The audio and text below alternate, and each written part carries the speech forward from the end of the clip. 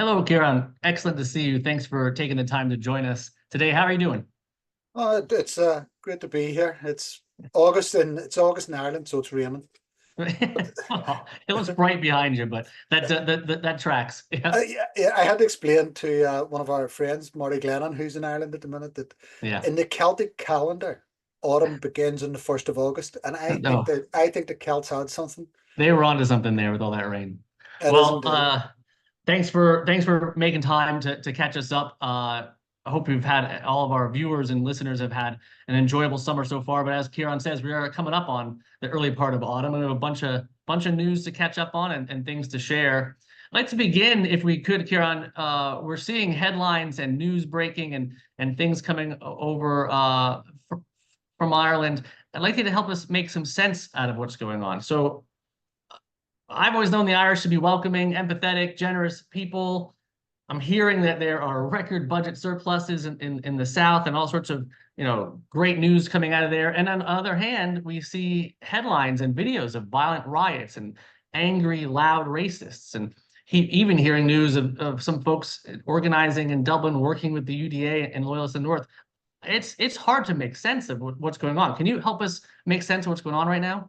I, well, I think we can try to understand what's happening. I don't think there's a lot of sense to it as such. Fair. There's no, it's not run on logic. It's not run on fact. It's run a lot on emotion. And I think what we're seeing playing out in the streets of Ireland, and I mean Ireland all over, north and south, Yeah. is what's happening across the board. It's the same thing that's happened in England. It's the same thing that's happened in some of the countries in Europe, and it's the same thing that's happened sadly in the US in terms of Yeah. the rise of a True. racist, right? And to a certain extent, I thought Ireland would have been immune from it, but Yeah. we are not. So there's a number of causes for it. And you're right, there is a budget surplus in the south, but there's a housing crisis Yeah. and there's a public service crisis.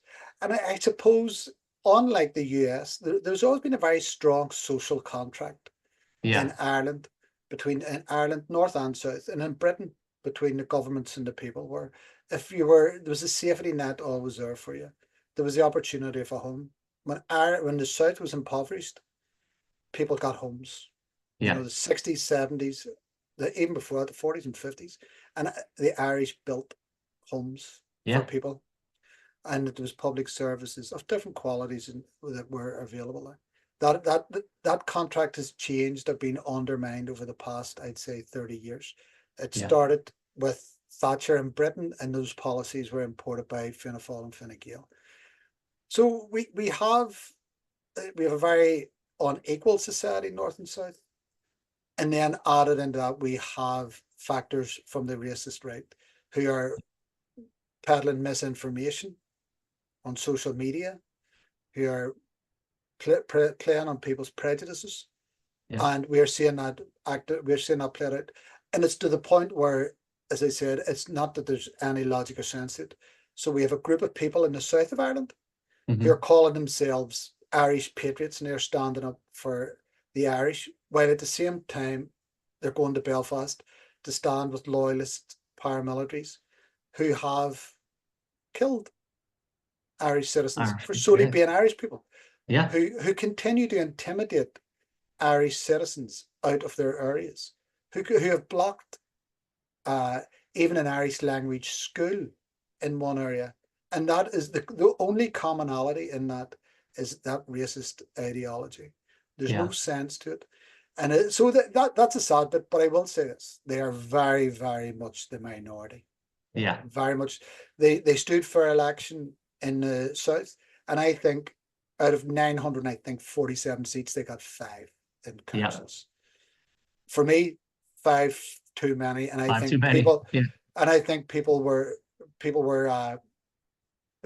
the victims of the misinformation it was about. So Yeah. for me, like, see the giveaways. If you see hashtags like Ireland for the Irish or Yeah. Ireland is full, just always question those about what the motivations are, because Ireland is not full. Anybody who comes here sees we have plenty of land to Plenty of develop. plenty of room. Yeah. We have plenty of Yeah. land there. What we need is a government policy which is actually deliver on it. And the Irish for the Ireland for the Irish piece, there are people who determine it to be Irish is to be white and Yeah. Catholic mostly.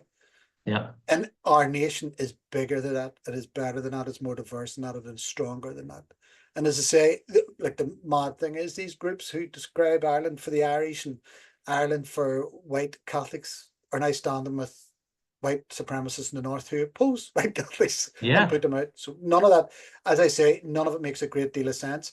All of it can be tackled. It can be tackled by the actual logic and the information and about what the causes of some of these issues are, and they're not based on race, they're not based on immigration, and they can be rectified. Yeah. We need a government which will deliver housing. We need a government which will deliver public services in the south, and we need a British government who still controls the purse strings in the north to actually fund services. Yeah. Not So austerity budgets. Yeah, exactly right. Yeah. but I grew up in Belfast, in a Yeah. sectarian city. It is no longer that sectarianism is diminished, but it's not been vanquished. Yeah. And the racism and sectarianism are the same side, are two different sides of the same coin. So Yeah. that the racist attitudes that I see portrayed were the same things that were said about nationalists and Catholics and Irish Republicans growing up in Belfast. Yeah. So it's a sad fact, but, and I do say this, they are the few and the many have rejected that. So there's protests, counter protests going on Yeah. against it. Today, the assembly in the north was reconvened. All of the parties of government put out Yeah. statements objecting and opposing these racists and racist approaches. It's a special calling of a special calling of the assembly to address this topic. Yeah. Oh yeah, so it's in recess. This is August, so they don't meet. They came back Yeah. today solely to address this one issue. Yeah. And there was if you get the chance to see it, I don't know if we can share it if it's out yet, but there's a great speech by Michelle O'Neill talking about the leadership and what is required, and stating that racism is no place. Yeah. I'm always conscious, Greg. I'm talking a lot of our support base in the States are the sons and daughters, people who had to flee Ireland for poverty, for persecution, and Yeah. they weren't always welcomed in the US. The nativists, That's right. there was a no Irish need apply. In Britain, Yep. there was that infamous saying, if no blacks, no dogs, no Irish. Yep. And for the people to try to bring that doctrine to our land is just not acceptable, and it is not acceptable by the vast majority of people in Ireland. Yeah. So I appreciate that recap and kind of analysis of what's happening there. You mentioned that you're looking at specific hashtags. You know, it's a bit of a burden, but it's important. And just a reminder to everybody, I have to remind myself, I know you do as well. I used to teach social media literacy. It's an important idea to bring a critical eye. Is this a trusted source? What am I reading? Who's posting this? Is this something that they've come up with? And have I seen their information that they've shared in the past? And you can unwittingly be sharing information that isn't good to share. You think it looks good and you say, oh, maybe, you know, I don't know, Ireland is full, but the rest of it looks okay. But a critical eye to that social media space can be very helpful, because it really is running rampant in that area there, and it can be defeated in that space. Yeah, and the tactics of the racists in doing this, they employ Irish iconography and imagery. One of them even had the audacity to quote Bobby Sands, Yeah. who was a socialist and anti-racist, Yeah. an anti-imperialist. So all of that, so people just need to be very conscious that where the truth actually lies in the middle of it, and it doesn't lie with that 1 or 2% who were on the streets. It lies with the other 99% who want the best for everybody in Ireland. And I'll mention, I think we discussed it in the last video, and I know we put it out in our newsletter and on social media, but Sinn Féin devised a strategy to deal with how to safely and responsibly address a need for folks who are seeking asylum. There are folks all around the world who are seeking a space to flee persecution, to flee dangerous situations. And as part of the European Union, as part of nations that care for one another, there's a system for this. And Sinn Féin released a strategy, a policy to deal with that. Do you want to speak to that at all? Yeah, so it was, I suppose it was on the back of people saying Sinn Féin had no position on this, or Sinn Féin, or they were articulating Sinn Féin's position, which was never our policies, but they were using it to attack Sinn Féin. So we unveiled, and as you're just dealing with the asylum seekers piece, to fully explain what Sinn Féin's position is, what an Irish Republican position is on this.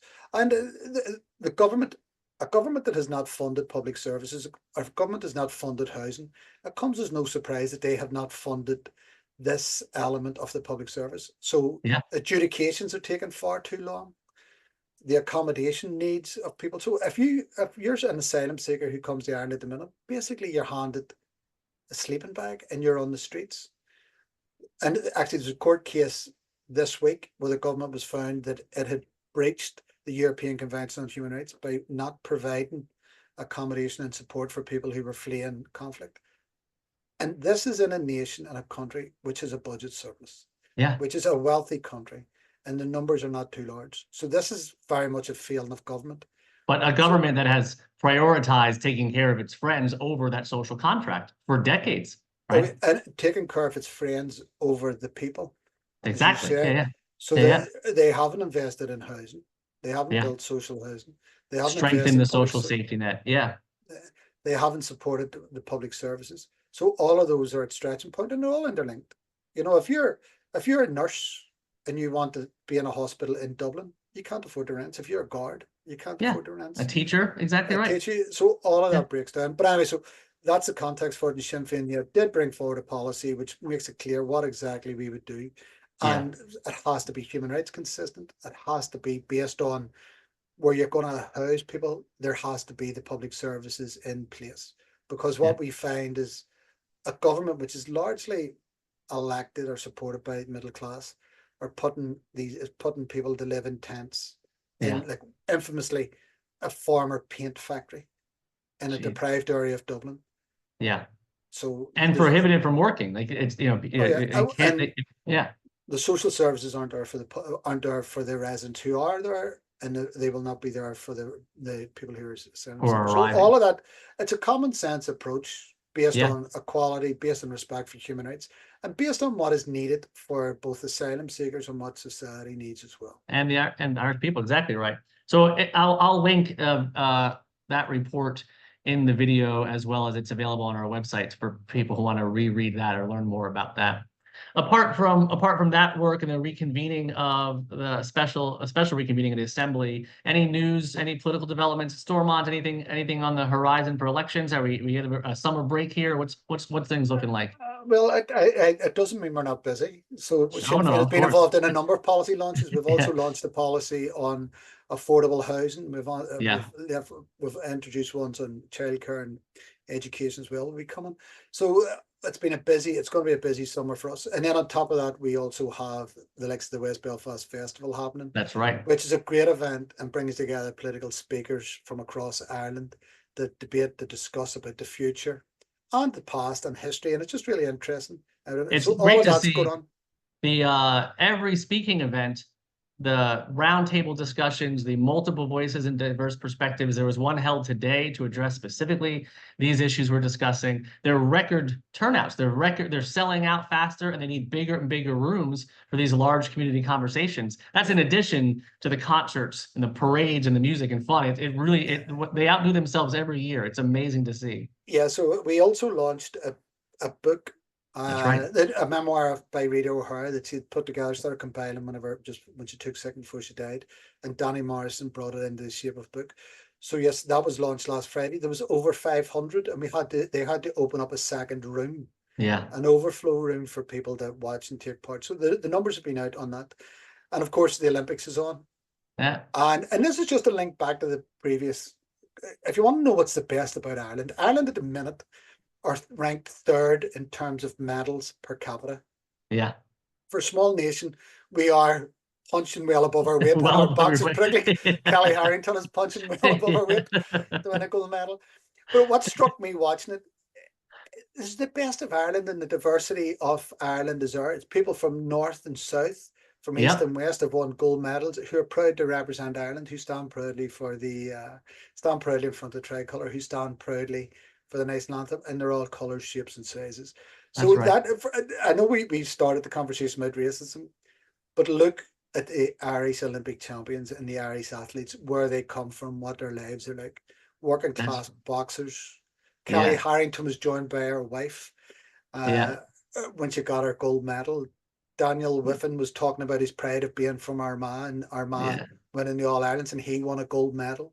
you know, Incredible. Reese Yeah, McClanahan.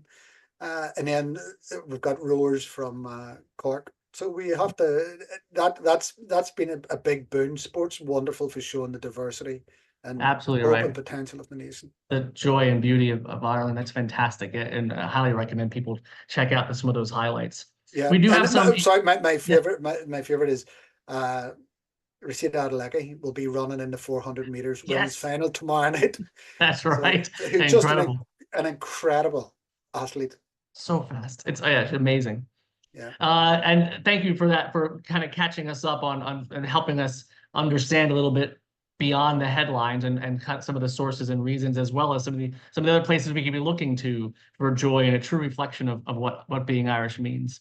Moving on to kind of a preview here in the States, we have a bunch of events coming up that we want to encourage folks to learn more about and get involved. Namely, here in September, we will have the Martin McGuinness Foundation Walk and Dinner coming up. We will share information already in our newsletter as well as on social media about ways to get registered and join us for those events. And as Ciarán mentioned, Rita O'Hare's book launched in Fila most recently, and we will be hosting some events in the States, New York for sure, and perhaps other places to launch the release of her book here in America. So please all stay closely tuned into the newsletter, to our social media accounts to find out how to get involved, how to participate in these events. And then for our listeners and viewers in Ohio, early October, we're working on some detailed plans and programs there as well. So we look forward to seeing some of you folks outside of the little box of our screen and in person to continue working. Yeah, and hands across the divide, we will also be in Canada, and we will be Yes. bringing forward plans for what we've been in Canada, probably in October. I actually have to meet with our Canadian comrades immediately after this. And an acknowledgement that the AOH and LAOH conventions on this weekend. So best of That's luck right. to them in Florida. Big national convention in Orlando. That's right. Thank you again, Ciarán, for the check-in and for taking the time to keep us in the loop. And we look forward to talking to you again soon. And I think we should start a campaign to free Greg O'Loughlin from whatever jail cell he's being held in. My office does kind of look like a jail cell. Well, happily I'm free to go most of the time. Thanks, Ciarán. Okay, great. Good luck. Talk to you later.